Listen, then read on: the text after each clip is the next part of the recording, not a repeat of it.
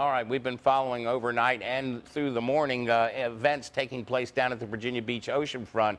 It was a very busy night down there for police. There were 3 shootings, 2 stabbings, a number of other calls. 10 on your side's Jason Marks is down at the Oceanfront for us now. Jason, things have calmed down a lot now. Now, I know you told me earlier that they said that there were no life-threatening injuries reported with any of these shootings, yet we heard one of those shootings involved a shot to the head. Can you provide any clarification on that at all?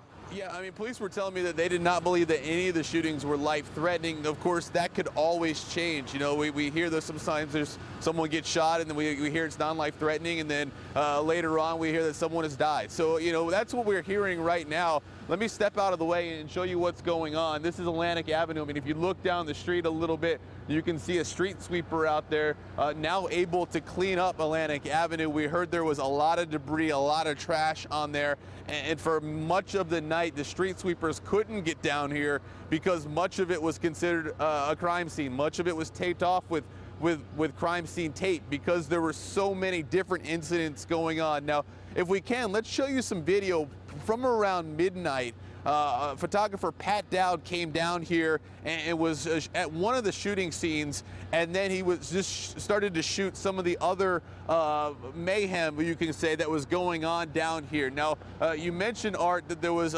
several crimes that happened overnight. Now, we did have 3 shootings that happened, one at 27th and Atlantic, one at 20th and Atlantic, and then the 300 block of 34th Street.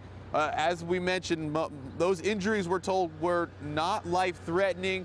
That could always change, and we have not heard if any arrests have been made in those situations. In addition to the shootings, we also had 2 stabbings, one at 17th and Atlantic at the Dairy Queen parking lot, and then one at 25th and Atlantic. There was also 3 armed robberies down here.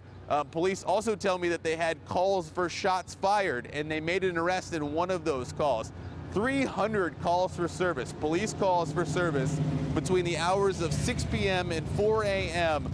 And that was just for the Oceanfront alone, 300 calls. Now, I spoke with a person who just was walking by a little while ago who happened to be down here, and they were telling me that they saw just a countless amount of officers down here, officers on foot, officers in patrol cars, officers on bikes, officers on horseback. So they had a lot of police down here, but I'm told there were just so many people down here that the police got overwhelmed, and then you had all these incidents happening, and then it was just, from what I understand, chaos for a short amount of time.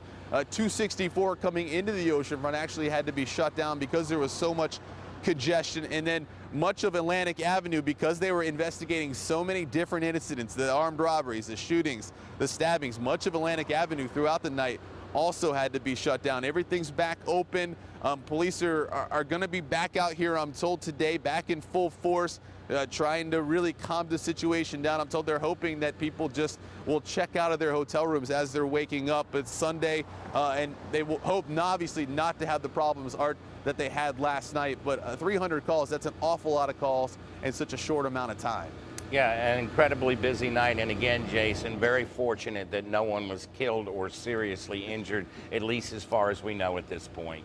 Yeah, you know, and one other thing, a very scary situation for business owners. I know we had one on the show earlier talking about his vantage point of what he saw, but I'm told that there were several business owners who were just so worried about things, the amount of people that were down here. They actually closed up shop early because they just did not want to deal with all the people. And so obviously a very scary situation, something that Virginia Beach officials will have to go back and revisit. What could have been done differently?